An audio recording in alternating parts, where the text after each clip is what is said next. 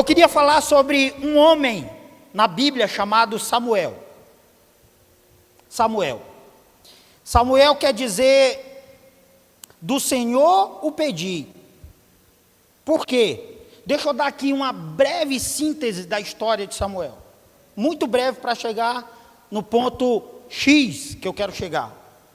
Existia uma mulher chamada Ana, e essa Ana, ela era casada com um homem chamado Eucana. E Eucana, ele tinha outra mulher. Se assuste não, tá? Naquele tempo podia, hoje não pode. Amém? Posso ouvir os homens dizer amém? Só podia naquela época, hoje não pode mais. Então ele tinha duas, não sei como ele aguentava, mas ele tinha duas. E um era ranzinza, que era Penina. Por quê? Penina, ela tinha filhos. E naquela época, irmão, não vamos aqui daquela de, não, a Bíblia era.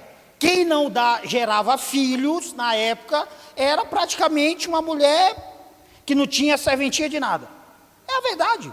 Estava lá, naquela época. E Ana, ela não tinha filhos. Ana era estéril. Enquanto que Penina tinha vários filhos de Eucana. Mas Eucana amava Ana.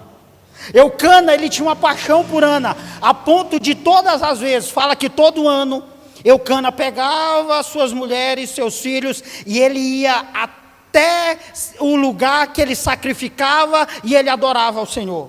E diz que quando ele ia para lá, ele dava o melhor para Ana. Ora, mas era a Penina que dava filhos para ele, mas ele amava a Ana, cara, vai fazer o quê? E Penina era aquela cri-cri, sabe? Que ela ficava porque Eucana gostava muito de Ana, e mulher dizem que tem um sexto sentido, que ela sente coisas que homem não sente, não sei como, não sei que bexiga é isso aí, mas diz que mulher tem esse tal de sexto sentido. As mulheres podem dizer amém? Tem mesmo, gente? Eu achei que era brincadeira. Mulher é aquele tipo de trem que assim, que ela, se ela falar, irmão, vai pro joelho. Vai pro joelho, irmão. Porque alguma coisa ela já foi e já está sabendo. Então, não tenta. E aí, tá lá, um dia, de tanto Ana sofrer com bullying, olha, o bullying já existia naquela época, porque Penina ficava, você não tem filho? Olha que meu filho, que lindo, que maravilhoso, que não sei o quê, vai ser médico, vai ser isso e aquilo. E você, Ana? Ana não tinha filho, ia fazer o quê? Ficava só sofrendo. Um dia, ela vai até o altar e ela chora diante do Senhor. A Bíblia diz que ela chora diante do Senhor, e passa por ela o profeta da época, que era o profeta Eli. Eli passa por ela e diz assim, mulher, essa hora não é para você estar embriagada, você está me tirando, essa hora você está aí chapada. Por quê? Porque a Bíblia diz que Ana, ela estava angustiada, e quando ela vai, sabe, quando você está naquele choro que às vezes não sai nada, mas o seu coração estava sofrendo, e ela ali está fazendo uma promessa para Deus, ela está prometendo para Deus algo, ela está dizendo assim, Senhor, se o Senhor me abençoar com um filho, e ele seja homem, eu vou entregar ele para servir diante do altar. Cara, que promessa é essa? Que promessa é essa? Por quê? Vamos analisar, se ela não tinha filhos, ela ia querer o filho próximo dela. Ela ia querer que o filho crescesse com ela, pudesse observar seu pai, Eucana, ela e tal. Observe que Ana não foi injusta como Penina, porque ela podia dizer, me dá um filho, e eu vou passar na cara daquela cretina lá, que várias vezes fez isso comigo. Aquela Nazaré da vida.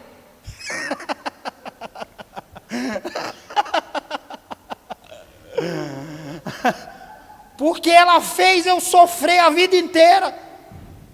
Só que olha o coração de quem serve como é diferente. Ela disse assim, se o Senhor me der um filho, eu vou dar ele para você, eu vou entregar ele no altar. E o profeta vem e fala, você não devia estar bebendo? Ela falou, não, meu Senhor, não me Não me tome por alguém que faz isso. Eu não estou bêbado, eu só estou aqui orando. E eu disse: se o Senhor me der um filho, eu vou entregar ele ao Senhor. Sabe o que foi que o profeta disse? O profeta disse assim: mulher, daqui um ano, você vai estar aqui com o seu filho. Ai, meu Deus, e olha quem era Eli, cara. A gente já vai chegar em Eli. A Bíblia diz que eles voltam para casa. Eucana amava a sua mulher. E aí, né, marido, mulher, aconteceu o que acontece, marido e mulher, irmão. Normal. Foram lá, namoraram, deram uns beijos. O negócio esquentou, pá. Eucana ficou alegre nas ideias, porque é a mulher que ele amava. E a Bíblia diz que Ana engravida. E ela tem um filho. E ela dá o nome do seu filho de Samuel, que quer dizer, do Senhor pedi. E o Senhor atendeu Ana. Quando ele vai ofertar de novo, Samuel ainda é muito pequeno. E ela diz para ela diz para Eucana, Samuel é muito novo ainda, vai, oferta. Não que eu esteja negando, mas ele é menino ainda que mama, ele vai ficar comigo. Na próxima eu levo, porque eu prometi. Cara, eu fico imaginando aquela mãe amamentando seu filho, aquela mãe cuidando do seu filho durante tanto tempo, mas ela não esqueceu daquilo que ela prometeu. E passa-se mais um ano e ela vai levar Samuel diante de Eli. E ela chega diante de Eli, e a Bíblia é muito clara quando ela diz que Samuel é muito pequeno ainda, é um menininho ainda, e ela chega, irmão, não tem como dizer que ela não chorou deixando seu filho ali. Ela deixa seu filho ali, eu creio que ela chorou muito, em prantos, e ela falou: está aqui, a promessa que eu fiz para o Senhor, está aqui meu filho, e ele vai servir ao Senhor diante do altar. Ela não pede mais nada. Mas sabe o que ele fala para ela? Mulher, o Senhor te dará mais filhos. E a Bíblia diz que Ana teve filhos e filhas. Filhos e filhas. Samuel cresce, mas tem um problema. A gente falou de Eli. Eli era o profeta. Eli tinha 2 filhos. E se você está em dúvida ainda e dá o nome do seu filho, Pri, tem um chamado Ofni e Finéias. Pode escolher um dos 2. É estranho, mas dá tempo. Cíntia, se tiver mais um, pode. Fabrício também. Se vier gêmeos, Ofni e Finéias, está aí. Tem mais alguém aí que queira, se quiser. Uma Amanda está aí, Ofni e Finéias. Belos nomes na Bíblia para... Eli tem 2 filhos. Só que os filhos de Eli, a Bíblia diz que eles são perversos. A Bíblia diz que eles são 2 tranqueiras, cara. E eles eram aqueles que iam herdar o sacerdócio de Eli. Eles eram aquele que depois que Eli morresse, era eles que iam dar continuidade ao trabalho do altar. E eles já executavam algumas coisas. O engraçado é que fala que Ofni e Finéias, quando as pessoas iam ofertar diante do altar, sabe o que eles faziam? Eles ficavam e eles comiam do melhor das ofertas. Eles eram ladrões do altar. Eles eram 2 caras totalmente com o coração distante de Deus. E sabe o que é interessante? Samuel está crescendo com Ofni e Finéias. Samuel, em momento algum, a Bíblia diz assim, não, e ele construiu uma casa e Samuel ficou lá separado. Não, e Eli cuidava de Samuel separadamente, não. Eles cresceram juntos, apesar de Ofni e Finéias já serem maiores, já serem 2 adultos até quando Samuel nasceu e cresceu. E eu não sei você, mas é muito natural às vezes a gente ter pessoas que a gente admira. Não é assim? Às vezes o irmão mais velho, às vezes uma pessoa mais velha. E Samuel tinha tudo para ter se corrompido. Samuel tinha tudo para poder ser outra ovelha negra na vida de Eli. E eu vou mais profundo ainda, que eu considero Samuel mais filho de Eli do que de Ana e Eucana. Sim ou não? Já ouviu aquela coisa de que pai é aquele que cria? Quem criou Samuel, irmão, foi Eli. Ele viveu num ambiente totalmente destruído. Ele cresceu num ambiente totalmente fora dos padrões daquilo que ele imaginava que era o correto.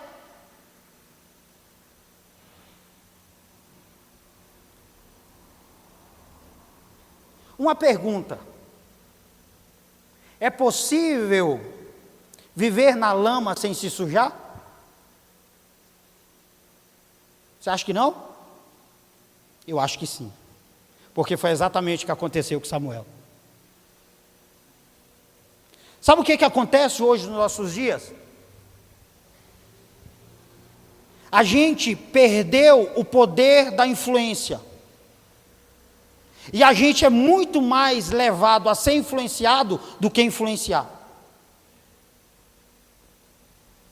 Se a gente vai trabalhar num ambiente onde as pessoas tendem a ser corruptas, às vezes é muito mais fácil a gente se tornar corrupto do que a gente mudar o ambiente. Sabe por quê? Porque a gente perde o nosso propósito. A gente não olha o nosso propósito. E aí, a tendência é aquela coisa de eu ter um boleto em casa, de eu ter várias contas em casa, aí entra aquele discurso: todo mundo faz, eu vou fazer também. E é por isso que a gente está vivendo um caos de valores. E é por isso que a gente está vivendo totalmente situações adversas.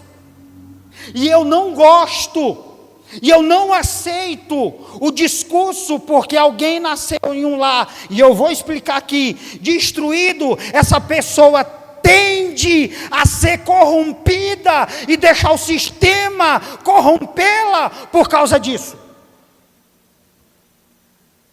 Samuel tinha tudo para ser alguém que ele ia fazer as mesmas coisas de Ofni e Finéias, porque ele cresceu vendo os irmãos fazer aquilo. Mas ele saiu daquele ambiente sujo, mesmo pisando na lama, mesmo às vezes tentando não deixar que a lama respingasse nas suas vestes, ele manteve o seu propósito com Deus. E hoje é muito difícil, irmão, porque a gente tem um discurso de não sei, mas fulano era da igreja, também está assim, porque fulano vai na festa, se eu não for, eles vão dizer que eu sou bestão, porque a namorada de fulano transa, se eu não transar eu vou ser o careta. Ei, você é fora do sistema, irmão. Você não vive o sistema corrupto que esse mundo vive.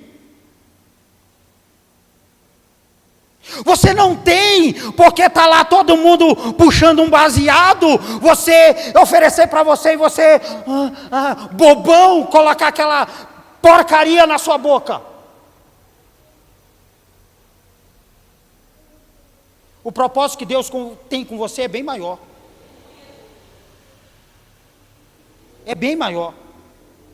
E está aqui um jovem que, meu Deus do céu, quer um lar mais destruído do que esse? Sabe por que era destruído? Continua a história. A Bíblia diz quem era o sacerdote. A Bíblia diz assim: e naquele tempo não existia tantas visões e tal, e um dia não fala quem, alguém vai até Eli. E para quem achou que ia sobrar só para os jovens, para aqueles que estão solteiros, não é não. A Bíblia diz que alguém vai até Eli e diz assim: Eli, o Senhor falou comigo, e Ele falou para mim, não fala que profeta que é, que Ele mediu a sua casa, e você, Eli, tem sido negligente com seus filhos. Você não tem repreendido seus filhos como deve repreender. E por causa disso, o Senhor está tirando a herança da tua descendência como sacerdote a partir de hoje.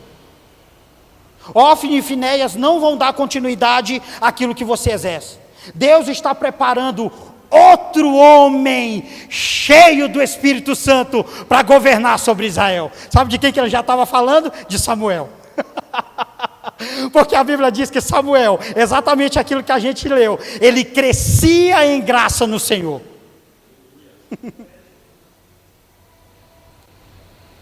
Ele manda Eli colocar a casa em ordem, irmão. Ele manda Eli fazer o que o pai e uma mãe devem fazer. A escola educa. Quem gera caráter é pai e mãe. Aprenda isso. Escola ficou para dizer o que é história, matemática, português, inglês. Escola não ficou para definir que sexo seu filho vai ter. Quem define isso é você. E está filmando, tá? Se um dia alguém vier me prender, que agora tudo é motivo de prender. Não estou aqui tirando aquilo que os pedagogos têm. Está aqui o André, que é professor. Está aqui a Adri, que é professora. Mas, tudo na sua casinha, amém? Tudo na sua casinha. Porque depois que a criança crescer, quem vai ter que aguentar e suportar é você dentro de casa. Está aí, irmão. Não é de agora, irmão. Está aqui a Bíblia já ensinando por que esse mundo está tão caótico. Porque os pais perderam o controle dos filhos. Porque hoje o filho não pode chorar, que já dá um celular e para ele aquilo ali é a maior alegria do mundo. Não pode dar uma chinelada, porque parece que o mundo acabou, não pode. Opa, e aí, irmão? E aí está aqui Deus dizendo, Eli, porque você foi negligente com seu filho, o Senhor está tomando de você a sua herança. Quando a gente vai acordar? Os pais têm que trazer os filhos para a igreja. Pode correr, pode cair, pode quebrar a perna, pode, mas tem que estar na igreja, irmão. Minha mãe me levava eu pequenininho, eu dormia no banco, pescoço assim, eu acho por isso que eu tenho a cabeça quadrada. Eu dormia assim, encostado nela. Banco de madeira. Pastor, o mundo mudou. Mudou. Então talvez seja por isso que a gente está tendo que ver esse monte de porcaria que está acontecendo. Porque a gente está deixando as coisas serem levadas de qualquer jeito. Ah, o senhor está falando porque não tem filho. Eu sei. Mas eu tenho orado, irmão. Vocês não sabem como eu tenho orado. Já pelo ventre da minha esposa. E eu tenho orado e falado para o Senhor, Senhor, uma vez eu ouvi alguém dizer assim, filho de pastor é a pior raça que existe. E eu tenho orado, eu tenho falado, está quebrada essa maldição em nome de Jesus. Está quebrada essa maldição em nome de Jesus. O ventre da minha esposa comigo vai ser bênção. Vai ser bênção. E eu vou fazer o que for preciso, Senhor. Se fugir das minhas mãos, eu deixo contigo. É isso, irmão. Está aqui. Eli, frouxo, covarde. Covarde. Não teve pulso com os filhos. E os filhos cresceram fazendo o que queria. E está lá, Samuel, justo, correto, dos caminhos do Senhor. Um dia Samuel está deitado. Samuel já era um adolescente. A Bíblia diz que ele fazia tudo na casa do Senhor. Eu fico imaginando, cara. Fico imaginando ele acendendo as lamparinas. Eu fico imaginando ele limpando a arca. Eu fico imaginando, se bem que, deixa eu retificar aqui, o único que podia tocar na arca era Eli, tá, gente? Só Eli que podia. Mas eu fico imaginando Samuel olhando para ver como a arca era, tentando ver, imaginando, cara, a glória do Senhor está naquela arca. Meu Deus do céu. Enquanto os outros dois, a Bíblia diz que eles se prostituíam diante do templo do Senhor. E um dia, depois que ele terminou os serviços dele de fazer, a Bíblia diz que ele vai deitar. Eli já está deitado, já era velho, Paulo. E ele diz que quando ele deitou, ele disse que ouviu Samuel.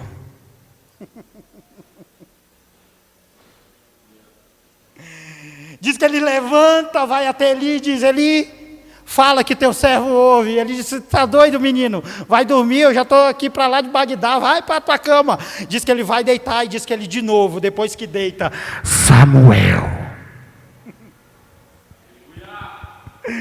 Ele está lá deitado, levanta de novo.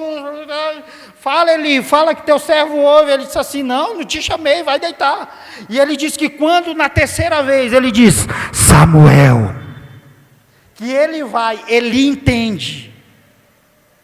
E diz assim: não fui eu, mas se você ouvir a voz de novo, diga, fala que teu servo ouve. E quando ele está lá, que ele ouve Samuel, ele se coloca de pé e diz: fala, Senhor, que o teu servo ouve. Cara, e que difícil é a primeira palavra que Deus vai falar para Samuel. Deus podia falar para Samuel: Samuel, eu vou crescer com você. Sabe o que ele fala? Samuel, porque Eli foi negligente, eu estou tirando ele do sacerdócio da minha casa. Ele vai morrer, os filhos dele vão morrer.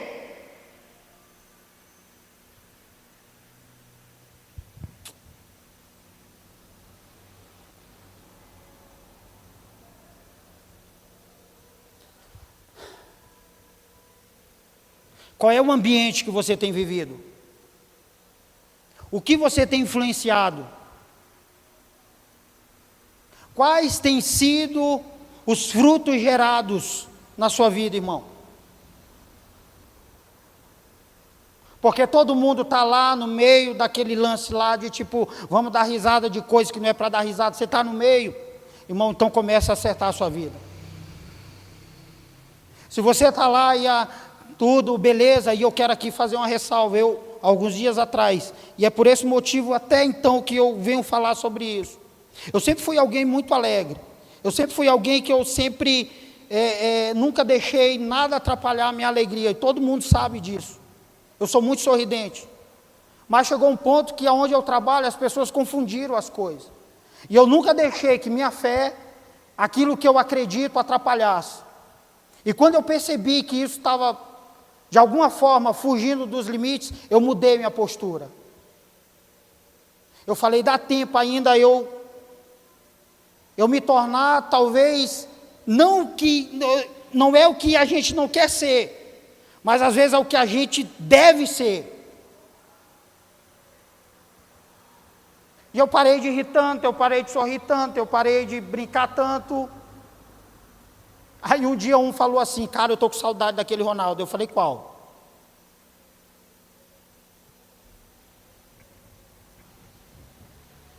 Eu falei: eu nunca dei liberdade para ninguém brincar com minha fé. A minha fé é minha fé, cara. Eu entendo que a gente pode rir, que a gente deve rir, a gente pode falar de futebol, pode. A gente pode falar de um monte de coisa. Como é que você é conhecido lá onde você trabalha, Jones? Pastorzinho?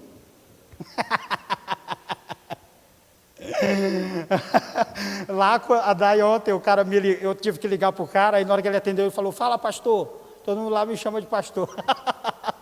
Eu falei: fala, filho, é isso aqui, tal. Não, demorou, é nós, e pai, vai lá. Se a gente não mudar o ambiente, e se a gente deixar que o ambiente nos mude, está tudo sem sentido. Ser crente aqui, irmão, é a coisa mais fácil do mundo. A gente se abraçar aqui é lindo, é maravilhoso. A gente viver aqui, daqui a pouco a gente orar, a gente interceder, amém? Ontem eu falava aqui da gente viver o sobrenatural de Deus. Ontem eu falava aqui sobre a gente viver aquilo que Deus tem para a nossa vida, e Deus está disponível a derramar isso sobre nós, mas não vai ser na igreja.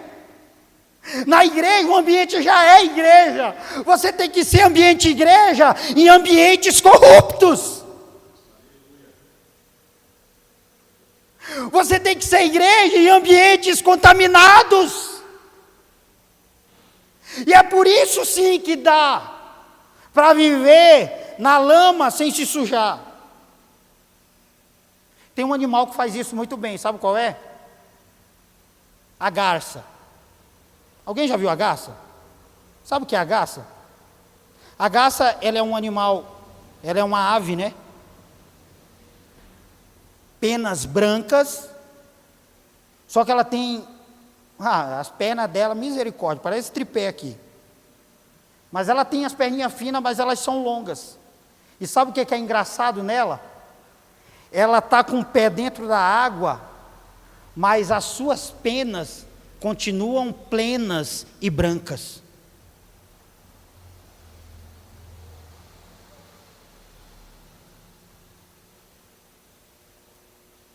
Seria mais fácil se a gente trabalhasse num ambiente onde só tivesse cristão, amém? Que maravilha, irmão. Pensou a gente... Ou a gente era espiritual demais, ou a gente já tinha se matado. Porque às vezes crente com crente também sai umas faíscas, não sai? Porque crente é mimado, cara. Ou trem mimado é crente às vezes. Eu não sei o que é melhor, sinceramente. Porque também se viver com pessoas religiosas demais é um problema. Sabia, Pauleira? Pessoas religiosas demais, e uma pessoa um dia falou um negócio para mim, aí eu... Me desculpe, irmão, mas eu não discuto com religioso. Porque o próprio Paulo fala para a gente fugir de conversações que não geram nada. E eu fujo disso. Agora, se tiver alguém dizendo assim, minha vida está destruída, aí eu falo, opa, tem alguém para te oferecer. Tem alguém que pode mudar a sua vida. Tem alguém, meu amigo, você não sabe. Um dia eu falaram assim, a gente estava no café, eu falei, eu nunca vi você triste. Aí eu falei, é porque eu tenho Jesus, minha filha. Você está aí por fora. Ele me dá uma dose de manhã todo dia, parece diabético que toma insulina. Ele me dá uma dose de insulina assim, de alegria, que eu fico elétrico. Fico louco. E se a gente criar na nossa vida o discurso de que todo mundo faz, eu faço, deixa eu dizer aqui um lugar para onde você vai. Esses dias a Dai me perguntou sobre, a Dai Scofield, falando sobre o julgamento de Deus. E vai para um lugar que está sendo preparado, que a Bíblia chama de lago de fogo.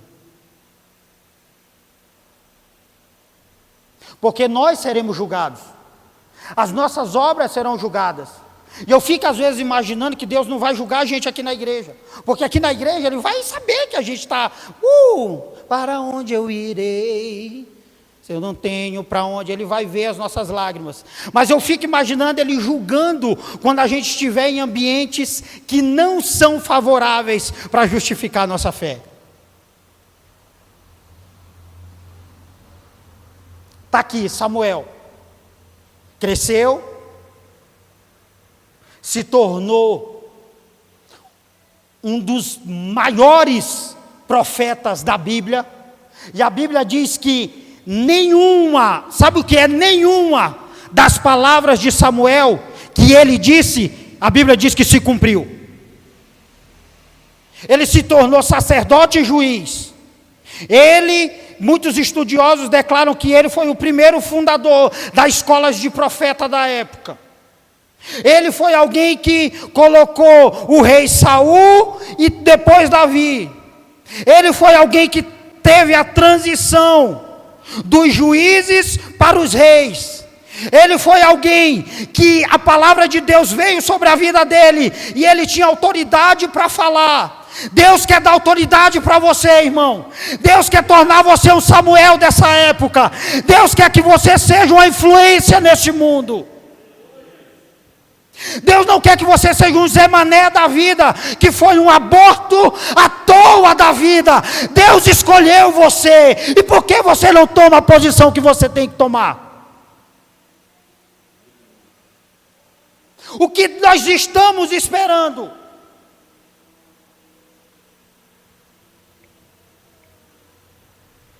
Pode chamar você de crentinho, pastorzinho, pode chamar você do que for.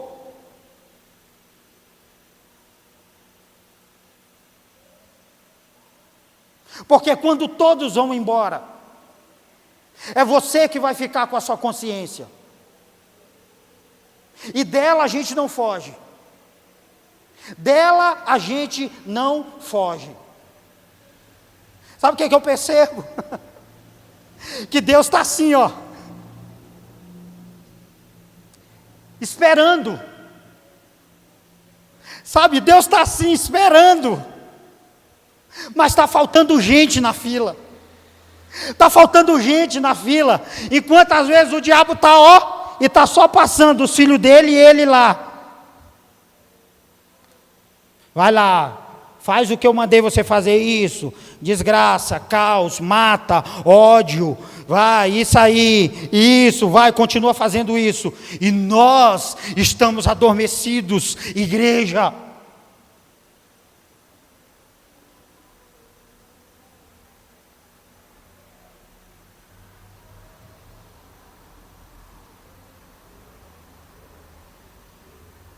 Dá tempo, pai.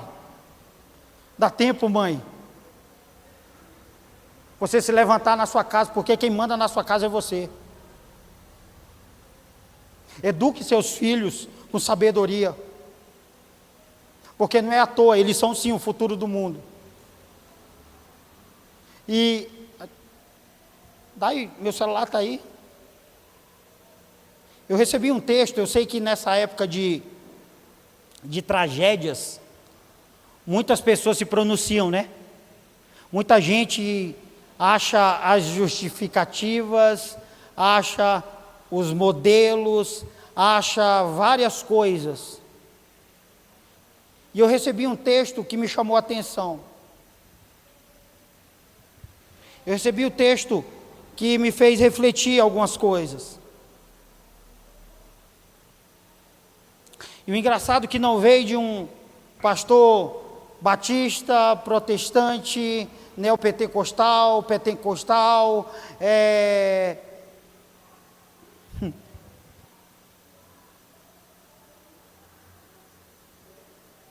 Eu queria ler para vocês aqui.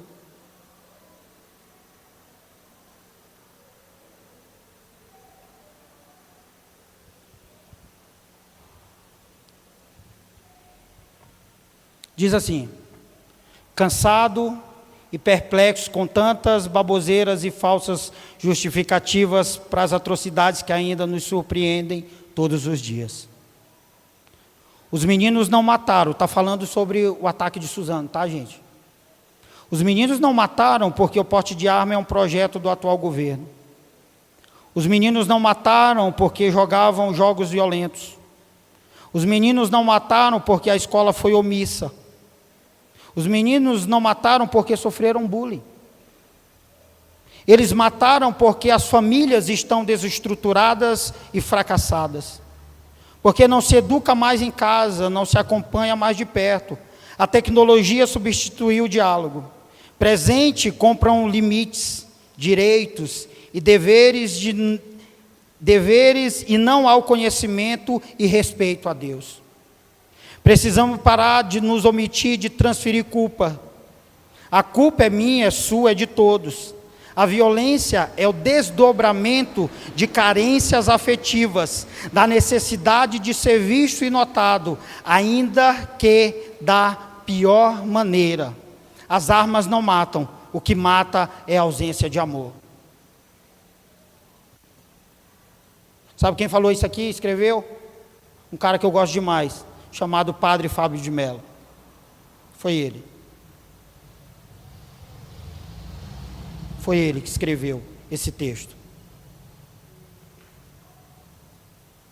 Há tempo ainda de nos tornarmos como Samuel. Há tempo ainda da gente trocar a vida de Hófni e Finéias pela vida de santidade de Samuel. Há tempo ainda de alguém que entrar lá, seja no seu negócio, você falar de Deus para ele. Há tempo ainda de você falar talvez para o seu chefe que Deus existe. Engraçado, cara, que loucura. Um dia eu saí com o diretor da empresa, o cara tem mais dinheiro do que você imagina. E a gente passou 95% falando de igreja e de Jesus.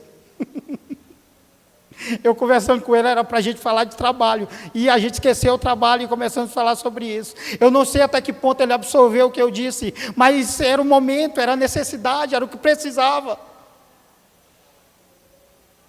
Assim como também eu já me calei quando Deus mandou eu falar. Eu entendo você.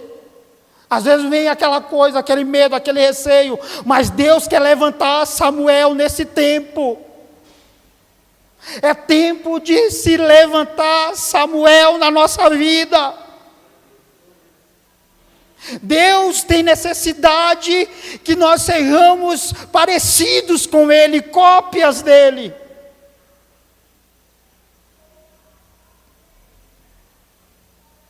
Eu vou convidar você a ficar de pé.